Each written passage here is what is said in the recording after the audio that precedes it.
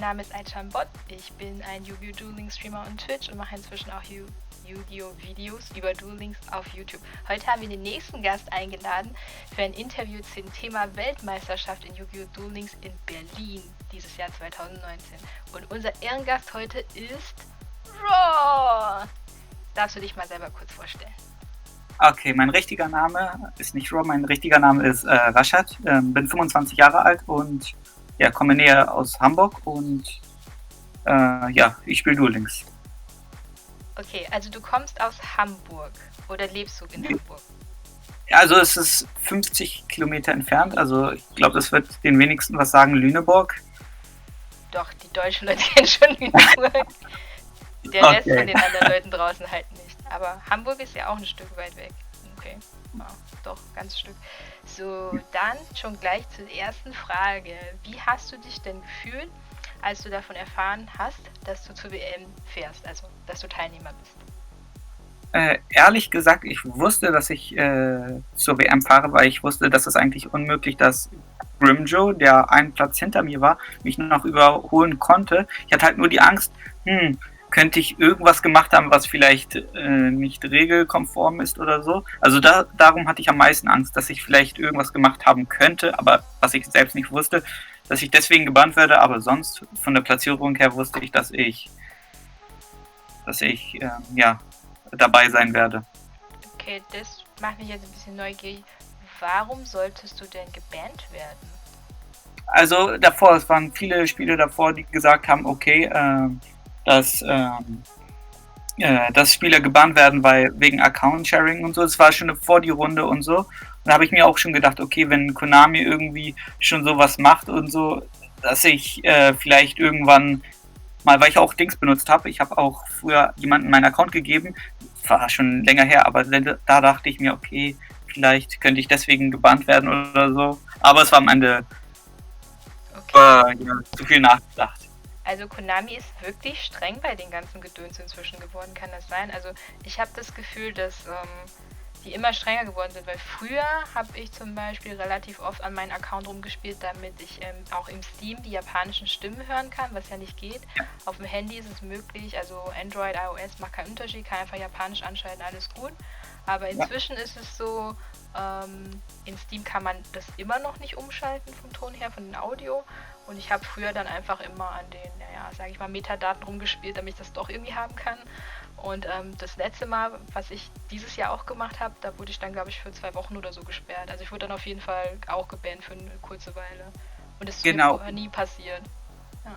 Genau, und diese Befürchtung hatte ich ja nur, weil ich am Anfang nicht direkt, wo die Entry Results rauskamen, nicht direkt drauf geguckt habe. Also die ersten Nachrichten, die ich gesehen habe, waren nur, dass Negative One und die ganzen Top-Player, weil ich direkt Discord-Server gelesen habe, Negative One, alle Top-Spieler in den Top-Platzierungen wurden gebannt und ich habe meinen Rang noch gar nicht gesehen. Ich habe nur die Nachrichten zum Anfang gesehen, weil ich wusste nicht, wann die End-Results rauskamen und habe ich nur gesehen, dass die gebannt wurden. Da kam mir dann die Befürchtung, oh, habe ich nicht irgendwas gemacht, was verboten ist oder so, weil eigentlich Spieler wie Negative One und so, die waren sich ja sicher, dass sie dabei sind. Auch K-Row und so, die waren ja sehr sicher, dass sie dabei sind, aber da hatte ich dann halt die Befürchtung, dass ich vielleicht auch irgendwie durch irgendwelchen Gründen auch immer dann gebannt werde. Aber die nehmen das inzwischen ganz schön strikt, ne, mit den Regeln. Das war früher nicht so gewesen.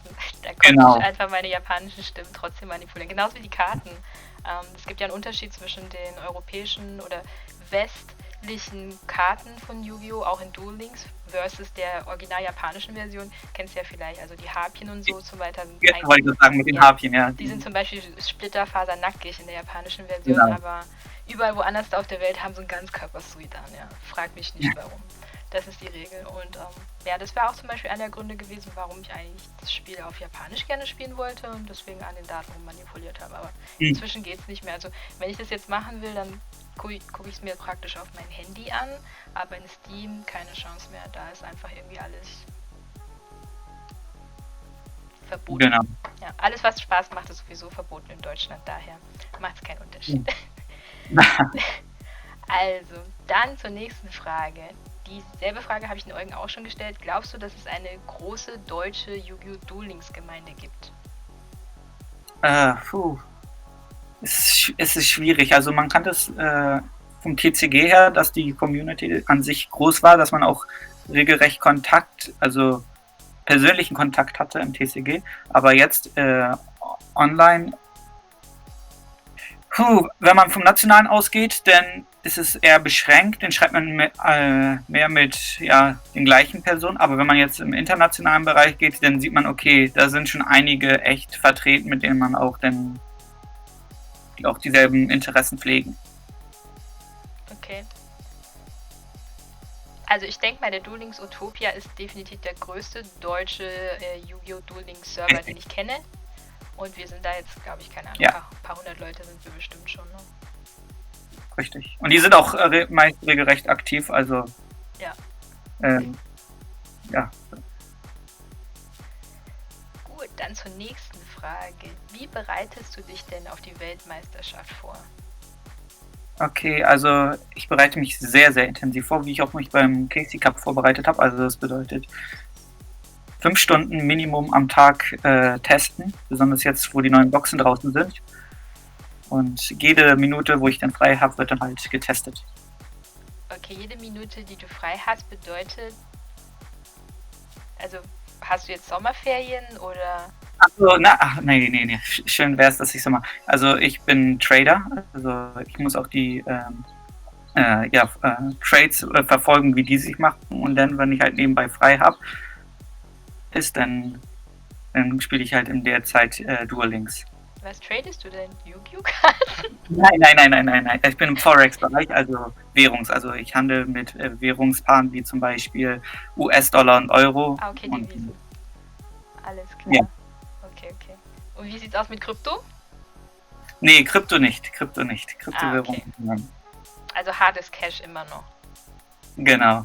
Alright. Okay. Das ist ja auch voll interessant. Und das heißt wahrscheinlich, du hast dann auch so eine 40-Stunden-Woche oder wenn nicht sogar mehr, oder? Genau, es ist sogar mehr. Also man muss schon früh aufstehen, man muss den Chart verfolgen, wie er gerade so ist. Und das ist halt viel Arbeit am Rechner. Zudem kommt, dass ich noch Hilfestellung, also ich habe ja meine Staatsexamen in Jura auch geschrieben. Deswegen helfe ich da nochmal manchmal aus. Staatsexamen in Jura, das klingt noch schwer nach PhD in Duel Links für mich. Aber das hast du ja schon. Genau. Ja. Dann nochmal zur Weltmeisterschaft. Wie viele Punkte hattest du denn, dass du dann praktisch aufgenommen worden bist als Vertreter? Ich hatte 84 K, 84 oder 85 1000. Ja, also 4000 mehr als mein Vierter am Ende wurde. Hast du dann das ganze Wochenende durchgezockt? Ja, also ich habe mit meinem Team, also Sun Clan, 72 Stunden durchgezogen, auch eine Stunde so mich nur hingelegt, also kaum geschlafen und ja, haben eigentlich nur durchgezockt. Also du hast 2 Tage praktisch nicht geschlafen, bis auf eine Stunde. 3 Tage, 72 Stunden. Oh, 72 Stunden. Ja, also 3 Tage, das gesamte Wochenende, Freitag, Samstag, Sonntag. Genau. Und hast eine Stunde geschlafen. Genau, eine Stunde geschlafen, was eigentlich gar nicht überhaupt als Schlafen zählt, weil das war einfach nur im Das war wahrscheinlich Bett, einfach nur mit so offenen Augen am Bildschirm sitzen. Oh mein Gott. Ich kann mir das gar nicht vorstellen. Also wenn man eine Nacht normalerweise durchmacht, ist man am nächsten Tag schon total durchgenudelt. Man kann ja eigentlich nichts mehr gescheit machen. Ne? Wie kann man dann überhaupt noch konzentriert spielen? Also am 2. oder am 3. Tag? Also es war echt der Fall, wie du gerade sagtest, weil ich habe am ersten Tag habe ich mit Ancient Gears gespielt und 9 Stunden hatte ich immer noch 6K, also ich habe eine Lose Streak gehabt, das ist unglaublich, also ich habe immer 1 gewonnen, verloren, dann mal wieder 1 gewonnen, also da war zum Beispiel einer aus meinem Member-Clan, der war zum Beispiel Zweiter in Afrika, Freitagabend und ich war immer noch, was weiß ich, 50.000 oder irgend sowas im Platz in Europa. Und dann habe ich gedacht, okay, ich wechsle jetzt einfach das Deck, Ancient Gears. Und dann, ja, bin ich einfach auf Subterra gegangen und dann lief das eigentlich relativ gut. Oh, Subterra Hate. Das ist eines meiner meisten verhassten Decks neben Vivial Burn. Jesus Christ. Oh mein Gott. Ja. Alright, das klingt echt nach intensiver Vorbereitung und Hut ab. 72 Stunden ohne Schlaf, holy Lord. Holy Lord. Ja, dafür wirst du in Berlin Schlaf kriegen. Dafür werde ich einen Schlaf kriegen. Genau, und ausgeruht hoffentlich antreten, weil wir haben ja Heimspiel. Ich glaube trotzdem nicht, dass die anderen Jetlag haben werden. Die werden wahrscheinlich alle früher anreisen, so wie ich das kenne. Genau, die werden ja schon laut Konami schon am Mittwoch anreisen. Also da werden noch einige Zeit zum Schlafen und Berlin erkunden haben. Ja. Also ich habe ja früher ich habe früher die Hanami organisiert und auch zum Beispiel beim Comic-Salon Erlangen ausgeholfen. Und ich kenne das so, also die VIP-Gäste, die werden immer ein paar Tage vorher schon dran geholt. Für, keine Ahnung, für Fotoshootings, für Vorbereitungen, Probelauf. Meistens haben die Leute dann auch noch ein bisschen Freizeit, sich die Stadt anzugucken und ihr kriegt dann auch immer so einen Tourguide zur Verfügung gestellt, der euch dann wahrscheinlich durch Berlin durchführt. Ich meine, für die Deutschen ist es jetzt wahrscheinlich nicht so interessant, aber für die Leute, die dann halt aus Brasilien, Amerika oder auch vor allem aus Japan kommen, ich glaube, die interessiert das schon sehr und die wollen wahrscheinlich auch das Brandenburger Tor zum Beispiel sehen. Genau, das denke ich auch. Ja. Dann, jetzt kommt eine fiese Frage. Wer ist denn dein Favorit für die Weltmeisterschaft in Yu-Gi-Oh! Duel Links dieses Jahr? Und warum? Selbstnennungen sind auch erlaubt, aber du musst es begründen. Okay, das ist eine schwere Frage. Ich habe eigentlich viele, wo ich denke, die könnten gewinnen. Also ein Spieler wie ein Eugen ist gut. Auch ein Sun, der mich auch beim letzten Casey Cup, also ein anderer deutscher Vertreter, der mich auch überrascht hat, wie er jetzt abgeschnitten hat. Sun, den Hamada, der letztes Jahr oder so gewonnen hat, hat auch letztes Jahr super gespielt. Der Arena, Es sind halt Spieler, es sind viele Spieler, aber wenn ich mich jetzt auf einen festlegen würde, von der Konstanz und so, dann ist es Sun ist ein Top-Spieler. Sun würde ich dann als Favoriten. Aber warum glaubst du nicht, dass einer von den Deutschen gewinnen würde? Ich meine, wir sind in Deutschland. Es ist Berlin. Ihr seid zu dritt dort, ihr seid ja nicht alleine oder so. Genau, also ich denke auch, dass ein Deutscher gewinnen wird, aber nur rein objektiv denke ich, dass die Japaner echt gute Decklisten bauen, besonders wenn wir so ein Format bekommen, wo wir irgendwelche Decklisten spielen müssen, die wir sonst eigentlich nicht spielen würden. So Meme-Decks bilden halt, ne? Ja, genau, da sind die Japaner halt echt gut drinne. Die haben auch in den letzten Jahren gut Glück gehabt, dass es halt in Japan und so stattgefunden hat, aber so denke ich trotzdem, ich bin trotzdem positiv eingestellt, dass ein Deutscher am Ende sich trotzdem den Titel holen wird. Okay, also ich halte mal fest, natürlich, also ich halte mal fest, entweder gewinnt ein Deutscher oder ein Japaner, machen wir es einfach. Ja, okay, so machen wir. 2 Flaggen, okay. So, dann, wen würdest du denn gerne in Berlin als deinen Gegner treffen? Also gegen wen würdest du gerne spielen? Also es sind 2 Gegner, die ich gerne treffen würde. Es wäre auf einen Decade, weil ja echt jeder gehypt ist, dass Decade es geschafft hat, nach Deutschland zu kommen und so. Ich hoffe, er bringt Gia mit. Ich hoffe, er bringt Gia mit, dann kann ich ein Foto mit ihr machen. Das wollte ich die ganze Zeit. Hoffen wir, dass Gia aufkommt. Nee, aber ich denke, das wäre echt spannend zu sehen, wie sich überhaupt, ich bin ja auch in seinen Channel, in seinen Discord-Channel mit bei, wie es überhaupt ist, einen Decade und so dann zu besiegen. Also ich gehe davon aus, dass ich ihn dann besiegen werde. Und rüber und sagst, jetzt klar ich deine Freundin. Oder ich werde ihm auch mal den Win geben, wenn ich dafür Gia bekomme, aber aber ich glaube, dass die Tsunami wenn Miguel Joker beim letzten Jahr. Deswegen denke ich ja auf einen Decade und beim anderen Edo 16. Ich habe viele Spiele auch schon bei ihm auf Turnieren gespielt. Ist halt spannend. Er spielt sehr gut, deswegen einen von den beiden würde ich gerne spielen wollen. Nice. Also es klingt schon mal nicht schlecht, das kann man sich auch aufschreiben. Raw vs. Decade. Das werde ich mir notieren. Vielleicht kommt es ja tatsächlich und dann sehen wir uns das mal an. Also, dann zur nächsten Frage. Das werden, glaube ich, viele Yu-Gi-Oh! Pro-Spieler gefragt. Also nicht nur für Duel Links, sondern auch TCG-Spieler. Wie viel Geld hast du denn schon investiert? Also ich würde das wenn du beides spielst, auch aufteilen in Duel Links und TCG, wenn du das irgendwie einigermaßen noch abschätzen kannst. Wenn du sagst, du spielst schon seit 15 Jahren, ich glaube, da verliert man vielleicht irgendwann den Überblick. Wollte ich gerade sagen, TCG habe ich den kompletten Überblick verloren. Man weiß ja schon von früher, wo Kind Teledat oder so, da hat man da schon den Überblick verloren. In Duel Links habe ich, glaube ich, auch schon den Überblick verloren, weil ich habe am Anfang gestartet mit allen Karten 3-mal, also man kann sich das hochrechnen. Und jetzt habe ich noch einen zweiten Account gekauft mit allen Karten. Aber das ist nicht zufällig der Account von Tecumseh, oder? Weil der hat ja gequittet. Nee, das ist aber auch von berühmten oder von guten Spieler, KSB, also Kingswag Body, von dem ich den Account, der hatte auch alle Karten, den Account habe ich auch gekauft. Oh mein Gott, der war letztens auf meinem Channel und hat gesagt, dass er aufgehört hat zu spielen, dass er seinen Account verkauft hat und er hat an dich verkauft. Oh mein Gott. Genau. Und den Account muss man ja auch unterhalten, auch mit allen Karten 3-mal. Also jetzt, wenn jede Box irgendwie rauskommt, dann muss ich halt quasi 6-mal in Boxen investieren. Anstatt 3-mal. Also da kommt schon gut Geld rüber. Ja. Das ist am Ende sind bestimmt 4.000, bisschen mehr, plus minus. Also ich weiß von King Swabodi, weil er gesagt hat, dass er in seinen Account damals schon insgesamt $5.000 reingesteckt hat. Ich habe natürlich keine Ahnung, für wie viel er es verkauft hat, aber ja, also wir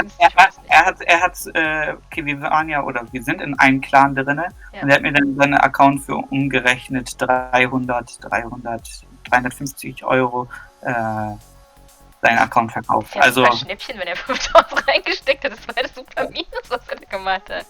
Genau, also da habe ich einen Profit gemacht. Oh weia. Also, ich habe schon gedacht, 5.000, holy mother. Ja. Aber King Swabodi, ja, den gibt's auch nicht mehr. Tecumseh spielt auch nicht mehr. Genau. Ja, viele Leute, mit denen ich früher angefangen habe zu spielen oder die ich auch von Twitch kenne oder von Team Wars, viele davon haben aufgehört. Was hältst du denn von diesem Trend? Oder was wäre denn deine Meinung, wo kommt es her, dass die Leute nach 1 oder 1,5 Jahren oder Maximum 2 dann aufhören? Also ich kenne niemanden, der länger ausgehalten hat wie 2 Jahre. Ja, es liegt daran, oder hauptsächlich daran, dass halt Duel Links halt kein Kinderkartenspiel ist, also wenn man es so betrachtet, was es preislich angeht, also wenn man jeden Monat oder jede dritte Woche irgendwie dann plötzlich 200 Euro investieren muss für die ganzen neuen Boxen und so, da kann ich schon den einen oder anderen Spieler verstehen, okay, es macht ja keinen Profit, 200 Euro jede dritte Woche da auszugeben. Man muss ja noch, dass Top-Spieler alle Charaktere auf Max haben, also die können keine Gems mehr so viel farmen. Ja, das habe ich auch gemerkt. Ja. Also Gems Gems hat Konami wirklich runtergefahren. Ich weiß noch, am Anfang konnte man einfach farmen und viele Sachen noch durch Gems kaufen, aber heutzutage geht das gar nicht mehr. Also gefühlt haben so Gems auf allen Ecken und Kanten irgendwie runtergeschraubt. Egal welche Methode es gab, ob es Charakterleveln war oder das irgendwie random einsammeln durch irgendwelche Events, das ist überall runtergefahren worden. Also durch Farmen alleine funktioniert das nicht mehr. Ja. Was ich sehr schade finde. Und dass die Leute dann halt in große Boxen, wie zum Beispiel das Sam oder so, investiert haben und dann nach 3 Wochen irgendwie feststellen mussten, okay, Dojo geht auf 2, was das Deck halt dann komplett, ja, nicht zerstört hat, aber komplett schon eingeschränkt hat, und dann halt dazu noch die Structure Decks, welche halt richtig entgegengewirkt haben. Ja. Das war halt ein großer Faktor. Also ich muss sagen, das Ancient Gear Deck war immer noch, also Structure Deck, was man dann 3-mal gekauft hat, um das Ancient Gears Deck auf Competitive Ebene zu bringen und zu spielen, das war eigentlich immer noch die beste Investition, weil das funktioniert nach jetzt 4 Seasons, funktioniert es eigentlich immer noch einigermaßen, ist okay. Aber wenn ich an die anderen denke, zum Beispiel wie Six Sums oder was auch zwischendurch alles mal auf der Ladder zu sehen war, hat sich nicht rentiert, also jede Investition war irgendwie fail. Ja, genau, so sehe ich das aber auch, also Sylvans war ein paar Monate, war schon gut zu spielen, aber ist auch nicht mehr relevant. Konami entbannt ja auch gefühlt nichts oder hat es auch bisher noch nicht getan. Ja. Früher die Batteriemänner, wo es viel gehypt drum wurde, man hat die 300 Euro oder so später ausgegeben und dann hat man festgestellt, okay, die sind doch Dudu, können nichts. Ja. Battery Man habe ich Gott sei Dank nie gespielt, keine Ahnung. Also ich kann auch gar nicht alle Decks spielen. Ich suche mir dann meistens eins aus und dann tue ich das dann irgendwie zusammenbauen. Also man konzentriert sich dann drauf und hoffentlich ist eins, das dann competitive ist und auch bleibt. Was Schlimmes ist, finde ich, wenn man halt gerade ein Deck zusammengestellt hat, so wie das Six Sum zum Beispiel, was du erwähnt hast, und dann wird es auf einmal genervt, ist dann total... Genau, das ist halt... Okay. Ah. Dann, was würdest du denn empfehlen für Spieler, die competitive gehen wollen? Ich meine, du hast ja gerade gesagt, dass nicht jeder irgendwie Lust hat, 200 Euro pro Monat in das Spiel reinzustecken oder kann. Kann ja auch nicht jeder. Ja, will auch nicht jeder. Ich wollte gerade sagen, also für neue Spieler, die haben es ja extrem schwierig, die jetzt zum Beispiel neu einsteigen wollen in Duel Links. Da würde ich halt den raten, was du vorhin schon erwähnt hast, halt sich nur das Structure Deck zu kaufen, also das Structure Deck wie Ancient Gears oder Neos, was du mit allen Sachen spielen kannst, einfach reinbauen. Spellbooks, auch Structure Deck und so. Das sind halt ja auch immer noch Themendecks, die immer noch relevant sind und die man für kaufen kann, also sagen wir 1000 Gems ist ja ein Structure Deck und das nächste kannst du im Sales bekommen, ca. 5 Euro. Und dann musst du nochmal, glaube ich, 8 drauflegen für die nächste Version. Du musst ja jedes Deck fast immer 3-mal kaufen. Genau. Ja. Also das ist die einzige Möglichkeit, was ich sehe, das zu bauen. Ansonsten Gems sparen und dann in eine Minibox investieren, weil wenn man in eine große Box investiert, kriegst du nur die halben Sachen, dann ist es nur halb gut. Ja. Deswegen in Minibox oder so investieren, wo du dann halt ein anständiges Deck bekommst. Da sind ja auch mal Decks mit drin und dann würde ich halt investieren. Bei den Mainbox ist es ja auch immer so, dass dann immer nur 2, 3 Ultra-Rares dabei sind, die man haben möchte und da muss man dann meistens 2 Copies oder wenn nicht sogar 3 Copies davon ziehen. Das ist dann immer sehr anstrengend. Ja, das stimmt. Stimmt, das Spiel kennen wir schon. Das spielen wir schon seit 2 Jahren. Ja. Und du hast ja auch schon gerade gesagt, was du empfehlen würdest für Spieler, die gerade anfangen. Ja, hätte ich auch gesagt, man konzentriert sich einfach auf ein Deck, das man relativ günstig bekommen kann. Aber komplett Free-to-Play kommt man nicht mehr durch, so wie früher. Also ich erinnere mich an 2017, wo das angefangen hat. Da konnte man wirklich einfach 6 Monate am Stück farmen und dann auf die Ladder gehen mit den Karten, die man halt durch Gems gekauft hat. Aber inzwischen ist es einfach Dodo, das funktioniert nicht mehr, ja. Aber Konami muss ja auch von irgendwas leben. Genau. Ja, die haben ja auch Mitarbeiter. Die müssen ihre Mitarbeiter füttern. Ja. So, dann habe ich gesehen, du hast auch schon erzählt, was du so neben Duel Links treibst, also als deine Arbeit als Trader. Was machst du denn so sonst als Hobby? Obwohl, ich glaube, deine Zeit ist dann wahrscheinlich relativ einschränkend, wenn du 40-Stunden-Woche hast als Trader und dann nebenbei noch Duel Links spielst, dann ist wahrscheinlich nicht so viel. Also ich spiele generell mit TCG, habe ich komplett aufgehört nach der Link-Beschwörung oder Link-Summon, da habe ich auch TCG gequittet, da habe ich mich nur auf Duel Links konzentriert. Und nebensächlich, also was ich außerhalb von Yu-Gi-Oh! Und von Arbeit mache, ist halt, ich mag es gern zu reisen.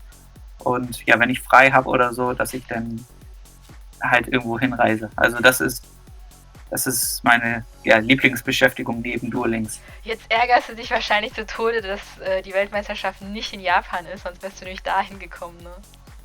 Ja, zum einen wäre es gut in Japan oder so, aber es wäre auch wieder halt mit Kosten, aber es wäre halt wieder zeitaufwendig geworden. Wie plane ich das denn am besten nach Japan? Ich finde, nach Berlin ist es halt 2 Stunden von hier, da kannst du es echt gut aufteilen.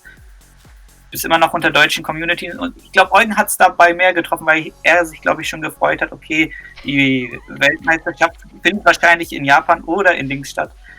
Ich wusste es ja schon von vornherein, okay, es wird in Berlin stattfinden. Also, ja, da freue ich mich auf Berlin. Wir freuen uns alle auf Berlin. Wir freuen uns alle auf Berlin. So ist es, ja. Dann, was denken denn deine Freunde und Familie über deine Yu-Gi-Oh! Duel Links Karriereanstrebungen neben deinem Trading-Dasein? Was denken die darüber? Also, die meisten denken immer, dass es ein Yu-Gi-Oh! Kinderspiel ist. Also, ja, 200 Euro im Monat total. Genau, die können das gar nicht verstehen, aber viele, also manche spielen ja auch Clash Royale oder irgendeine andere App, was auch aussieht, als wäre es für Kinder gemacht. Also deswegen, bei den Eltern fragen manchmal, wie ist das gelaufen und so. Also ganz normal. Aber die wissen schon, dass du zur Weltmeisterschaft fährst, oder? Ehrlich gesagt, da weiß mein Bruder weiß das, dass ich zur Weltmeisterschaft, aber sonst habe ich das eigentlich gar nicht so rausposaunt, dass ich zur Weltmeisterschaft fahre. Aber irgendwann sehen sie dich dann auf YouTube, so bei der Weltmeisterschaft auf dem Konami-Channel. Ja, darüber werde ich dann mit denen dann sprechen, bevor ich dann irgendwie losfahre oder wenn ich da was gewonnen habe, dann würde ich eine Sprachnachricht oder so schicken, dass ich da was gewonnen habe. Okay, das läuft dann also wie bei Eugen ab. Er kommt dann nach Hause und die fragen ihn dann, und wie war's? Und so, ja, ich habe die Weltmeisterschaft gewonnen. Ja, genau, so in etwa läuft das. In Amerika wäre dann voll Hype. Also ich glaube, dann würden die Eltern wahrscheinlich weinen, wenn du die Weltmeisterschaft gewinnen würdest. Sie wissen wahrscheinlich nicht mal, was Yu-Gi-Oh! Ist, aber egal, mein Sohn hat die Weltmeisterschaft in irgendwas gewonnen. Bin total stolz drauf. Also so kommt es mir jedenfalls vor, wenn ich mir die Videos zum Beispiel angucke von der letzten Weltmeisterschaft, wo ein Amerikaner auch gewonnen hatte. Die Mutter von dem Jungen ist ja schier ausgeflippt. Die hat ja geweint auf der Bühne. Ja, in Deutschland ist das nicht vorstellbar. In Deutschland ist das halt okay, um 15 Uhr gibt es Mittagessen. Also erst gibt's Weltmeisterschaft und dann gibt's Abendessen. Okay, ja, das ist halt die deutsche Kultur, das stimmt schon. So, dann als abschließende Frage, was würdest du machen, also an diesem August-Wochenende, wenn du nicht zur Weltmeisterschaft fahren würdest? Das ist ja so. Genau, die erste Augustwoche wäre das. Eigentlich wäre auch Dings geplant, also mit ein paar Freunden wollten wir ein bisschen nach Asien, wollten generell nach Thailand und so. Das war als erstes geplant. Thailand! Keine Vorurteile. War auch am Anfang geplant, dass wir dort nach ein bisschen reisen über Thailand, Malaysia, wie auch immer. Aber da habe ich mich qualifiziert und dann halt gesagt, okay, müssen wir das verschieben. Die können ja mitkommen nach Berlin, dich anfeuern. Machen Das so kann ein ich. Schild, dann so Raw! Muss ich die nochmal drüber fragen, ob die das wirklich machen wollen. Ja, wenn die Eltern das schon nicht machen, dann müssen es die Freunde machen. Hoffentlich. Oder Duel Links Utopia, Leute. Ja, Utopia, manche werden bestimmt da sein, also hoffentlich hat man auch deutsche Community in Berlin. Das gibt auch ein bisschen Rückenwind. Da hoffen wir, dass genug Deutsche da sind, dass wenigstens ein Deutscher gewinnen wird. Oder zumindest ins Finale kommen, denn wir sind ja in Schland. Wir sind in Schland. So. Hast du noch abschließende Worte zu sagen an deine zukünftigen Fans, die kommen werden, wenn du die Weltmeisterschaft gewinnst? Ja, was soll ich dazu sagen? Ja, ich hoffe, dass ich den Titel nach Hause hole, also dass er in Deutschland bleibt. Oder dass wenigstens ein Deutscher gewinnen wird, aber ja, ein Deutscher wird gewinnen. Das sind die abschließenden Worte. Ein Deutscher wird definitiv gewinnen in Berlin. Okay, das klingt doch schon mal super. Und ich freue mich auf ein Follow-up-Interview nach der Weltmeisterschaft, weil dann wissen wir endlich, wer gewonnen hat und ob du die Chance hattest, gegen die Kate anzutreten. Das würde mich auch interessieren. Darüber freue ich mich auch, wenn das passieren sollte. Ja, und jetzt noch ein Shoutout an deine Eltern. Ne? Schaut euch an. Duel Links Tournament des Jahres auf YouTube, auf dem Konami-Channel und dann werdet ihr staunen, was euer Sohn alles so macht, neben Trading natürlich. Also. Und um 16 Uhr, um 15 Uhr gibt es Mittagessen. Genau. Also vielen Dank für das tolle Interview. Hat mich sehr gefreut. Ich hoffe, wir sehen uns auch in Berlin und machen dann nochmal ein Follow-up-Interview nach der Weltmeisterschaft. Das werden wir definitiv machen. Ja, vielleicht schaffen wir es auch vor Ort, um ein paar Worte zu wechseln, aber ich glaube, wahrscheinlich werdet ihr relativ ausgeplant sein von Konamis Seiten aus. Ich weiß nicht, wie das Schedule da aussieht. Ja, kriegen wir trotzdem hin. Genau. Machen wir dann Selfie, posten es auf Instagram. So. Vielen Dank. Okay, Signing out. See ya. So, für alle, die das Interview gesehen haben, wenn ihr nochmal ein anderes Interview sehen wollt oder jemand Besonderes, den ihr interviewt haben wollt, dann postet es below in den Comments. Dann see ya guys. Und Dankeschön. Kein Problem.